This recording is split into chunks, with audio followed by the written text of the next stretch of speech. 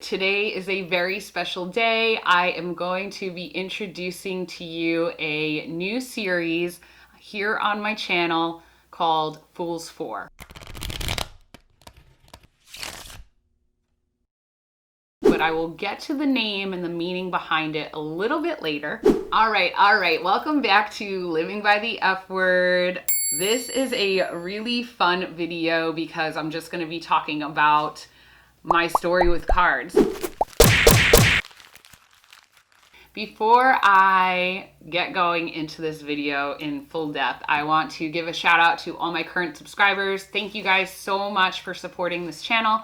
It means so much to me. You really have no idea how much it means to me that you love watching my videos, and I love all of your feedback. And one of the main requests I get, because people know that it's such a passionate hobby of mine, is to talk about cards, in particular talk about the tarot. And I have just started an Oracle collection and Lenormand collection as well. So this is really exciting because I never really expected to be talking about this on my YouTube channel, and now we're going for it.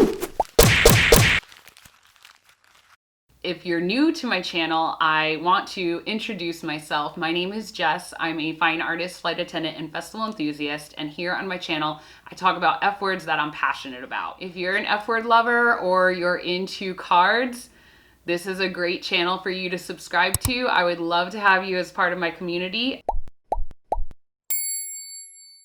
A lot of people are interested in learning more about the tarot. People are interested in learning about how I use cards daily, and I think it's a really great way to seek answers about information, or maybe, gain some insight on something that really your friends or anyone else can't tell you about.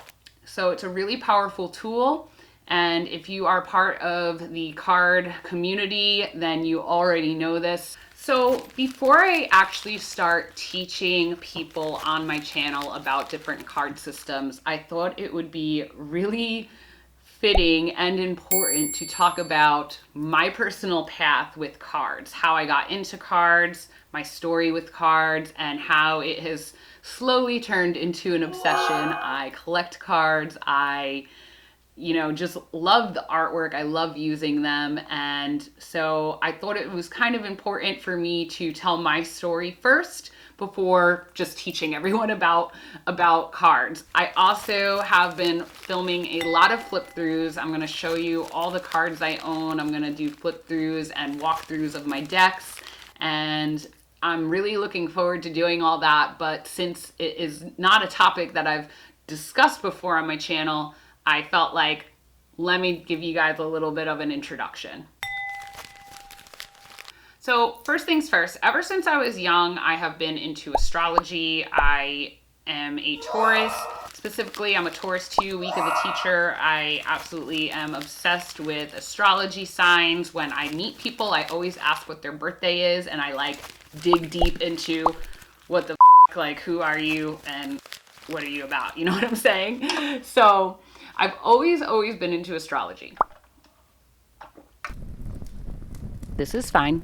Number 2, I've always been into art. So you can go check out my Get to Know Me series, but I was a fine arts major in college. I absolutely love art. I love all different types of art mediums. I love being creative. And so I think when it comes to cards, that is something that really draws me in as well. So how did I actually get into cards? And why didn't I get into them earlier? So let's answer question number 1. Question number 1 was, how did I get into cards? And it was at Envision Festival in Uvita, Costa Rica. Envision Festival is a festival and celebration dedicated to awakening our human potential.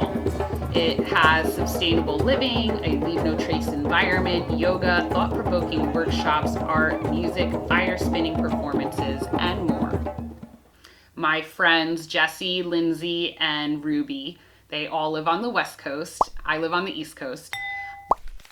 They all brought cards with them. And almost every day we would do a daily card pull. And I'm not sure if it was tarot or oracle. I really don't remember the types of decks they had. I feel like they were more of like an oracle type style deck. But I just remember, like, I loved receiving that message for the day, and I just loved setting the intention for what type of day we were going to have. And what I felt like what was really powerful was my friend Jessie was kind of going through some shit, and she kept pulling the same card. And like we would shuffle them every day, and she kept pulling the same card. So that was like really like kind of powerful in my opinion, because that's pretty powerful, don't you think? That after shuffling, after a bunch of different people are using it, different energies on the cards, she's pulling the same one. So that's kind of where I first got intrigued. Now, the second thing is, why didn't I start getting into cards earlier than at that moment? And that moment was in 2018. So not too long ago, right? I always thought that in order to be a tarot reader, you had to have psychic abilities, which is not true. And so I think that's why a lot of people don't really get into cards or use cards, is because they think that they need to have psychic powers. Now, that's not uncommon, because when you see, you know, psychic readings, tarot card readings, it says psychic reader, they have the crystal ball, they read the palms. There are people that are extremely intuitional and very powerful in connecting with source, and definitely are psychic. And so that just helps them understand the cards and the message better. 100%. But really, you only need to study the different systems. You just need to understand what the cards mean. And it will take time for you to actually read the cards, like as a story of what it's trying to tell you. But it's definitely possible, and it's one of my favorite hobbies because it's like a never learning experience for me. So after Envision Festival, I kind of asked my friends that had these decks, you know, how do you go about getting a deck? You know, how do you start? Like, can you just buy one online? Is that a thing? You know, how do we do this? And my friend had suggested that I just let a deck pick me. Like, don't go chasing a deck, especially if you're new to it. Don't just go and buy a deck online, because you really need to connect with the cards. Let the deck pick you.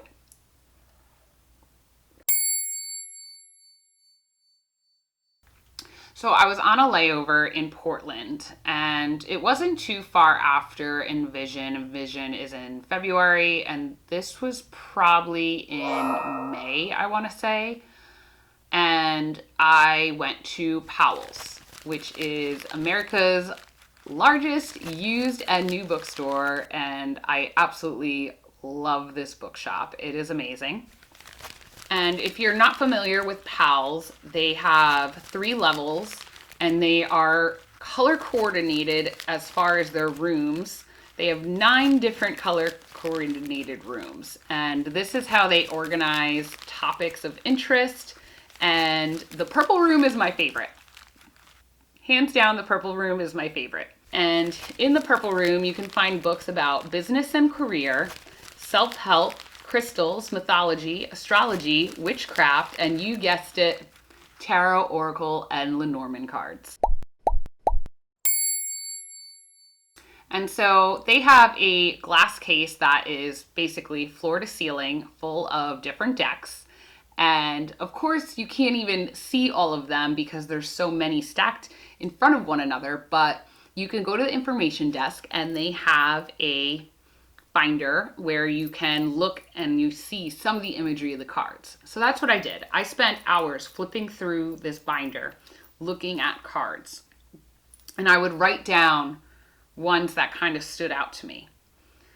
But then there was a moment where I came to this deck, and I was uncontrollably smiling, like beaming through my core. Like, it was so indescribable. I was just like, okay, I get it. Like, I like it. Okay. Like, I was just absolutely beaming. I just felt like connected. I felt like, okay, I have to get this deck. And that was the day that I bought my first tarot deck, which is right here. And it is the Illuminated Tarot by Keegan. Now, anyone that is huge into tarot cards might know about this deck and might be like, oh, you thought that was a tarot deck? Because there's only 53 cards. So, you've got to remember, I knew nothing about the tarot, and the tarot typically has 78 cards. Well, this particular deck is designed where it could be used as playing cards, regular playing cards, or tarot. So there's combo meanings behind some of the cards. And that kind of spices things up when you're trying to learn the tarot. And so I didn't really think much of it that much when I was looking up meanings, because the guidebook is pretty basic. It only has some keywords. So, you know, it is a little bit more difficult to learn on if you're actually trying to learn tarot. But I was just so connected to the illustrations and the imagery because this is my style. I was a illustrator when I was in high school. I went into college as an illustrator. Then I turned to graphic design. I'm big into motion graphics and turning graphics like this into animation. So this is like totally still my deck. You know, I absolutely adore this deck. But I just went off on a whole tangent and forgot what I was saying. Oh crap, I forget what I was saying. Hold. That's so funny. I forgot what I was even saying. I tend to do that a lot. So let me get back on track. What I was saying was it can be a little bit harder because the imagery has some traditional connection as far as the tarot goes, but not really. It is not a traditional deck at all. So it was a little bit harder to understand. Well, anyways, once I got home and I told my family that I got a tarot deck on my layover, and oh my gosh, I was so excited. Like, this was such a great layover. My family told me, oh, your Nana used to read tarot cards. Excuse me? She what? What? My Nana passed away in 2016, like 2 days after I came back from Burning Man, and I had no idea that she read cards. I mean, she was into gambling. She liked playing blackjack. She was always playing solitaire or had playing cards out on the table. Now that I look back on it, I think that she actually was reading playing cards and doing cartomancy, or that's not even how you say it. Cartomancy. And I think she was actually reading from actual cards. But that's besides the point. I said to my grandpa, I was like, I need to see her deck. And my Uncle Robbie was like, oh yeah, her deck's still around. And so I asked my grandpa if he could find it for me. But my uncle had told me, well, she stopped using them because the cards turned on her. The cards got really dark. She stopped doing readings. And I was like, whoa, like, okay, maybe I don't know if I should have these cards, whatever. Well, my grandpa finds the cards. I go over there to pick them up, and he says, they're all there. I counted them. And I said, okay, how many are there? And he said, 53. Guys, I was like, 53? I was like, 53 cards? Like how I have 53 cards? I was like, what is going on? So he hands them to me. Here they are. These are her cards, okay? And I looked at them, and as you could even see, there's a Joker. And then there's, playing card suits attached to these cards. I looked at them, and I was like, these are not tarot cards. But I was like, but I don't know what these are, because it's only the cards and the back of the box, which, I don't know, like, there's no name or anything on them, so I had no idea what they were. Well, I saged all of them, and, my entire house smelled like sage for literally like a month because I saged every single one of them so that I could cleanse them.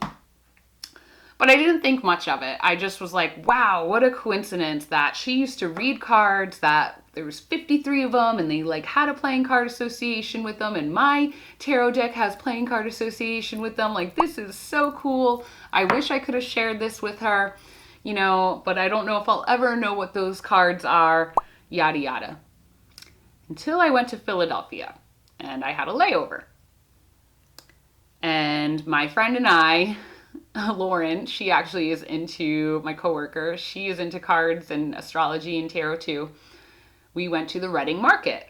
And the Reading Market, if you're unfamiliar, is this amazing market that they sell fresh meats and flowers, and, you know, it's like a farmer's market. It's beautiful and it's really nice and fresh, and everything is just fun to walk around, and you can get coffee and just enjoy yourself. Well, there was a shop that had candles and aromatherapy and sage and types of herb bundles, you know, and so forth. And they did have some tarot decks, and none that I really was like drawn to. Plus, like, it was pretty recent that I had gotten the Illuminated tarot, and so like I just kind of was like into learning. At that point, I hadn't become like obsessed with collecting decks. I just wanted to kind of stick with the one. And then I turned around, and on the shelf, all by its lonesome, I mean, not by its actual lonesome, there was other stuff on the shelf like crystals and stuff like that, but like there was no other cards, was this box.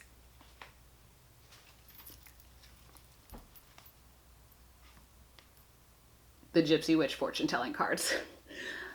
Dude, I lost my shit. It was so bizarre because I had just picked these up from my grandpa, like, and cleansed them basically. Like, and so obviously I recognized the imagery.